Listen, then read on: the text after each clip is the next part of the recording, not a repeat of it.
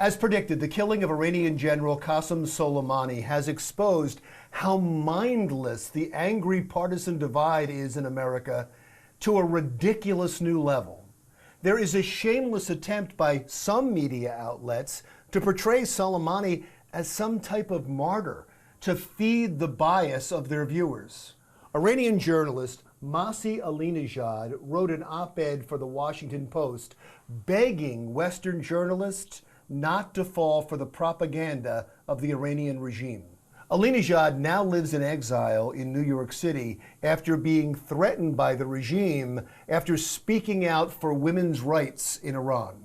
She wrote in the editorial that many Iranians have written to her praising the killing of Soleimani. She goes on to write that many have compared the funeral of Soleimani to the funeral of Nazi leader Reinhard Heydrich, the Butcher of Prague, who was killed by Allied agents during World War II.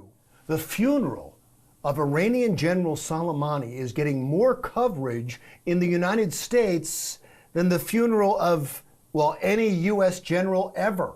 So as you watch as millions of Iranians flood the streets of Tehran to mourn the passing of General Soleimani, remember that this is a totalitarian theocracy with state-run media and a history of imprisoning and assassinating those who don't fall in line. To not report that is journalistic malpractice. It would be like reporting that the people of North Korea really seem to love their leader, Kim Jong-un, without pointing out that those who don't could be executed. It is difficult to find honest arbiters of the truth through a media that is filled with partisan noise. So may I suggest two voices that have not gotten enough coverage. Let's start with a former general, David Petraeus, who was CIA director and former commander of forces in Iraq and Afghanistan during the Iraq War. It's impossible to overstate the significance of the attack that takes out Qasem Soleimani and the #2 militia leader in Iraq as well, who also never dared to set foot in Iraq during the surge after we missed him and he escaped.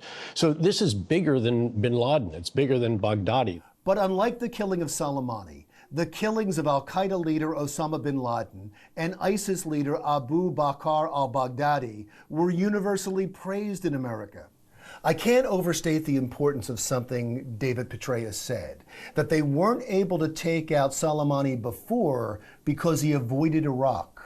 The fact that U.S. intelligence was able to locate Soleimani outside the Baghdad airport in Iraq gave the United States an opportunity that Petraeus says he never had when he was in charge. We just didn't have the opportunity. It never rose to any real consideration, even for me, much less taking it back to Washington, which we certainly would have done. Well, again, we had never had him on the X. This time, we did have an X on him, and President Trump gave the order to fire. Which brings us to our next voice to listen to. Jay Johnson was counselor to President Obama and the director of Homeland Security in the Obama administration. He said this about the killing of Soleimani.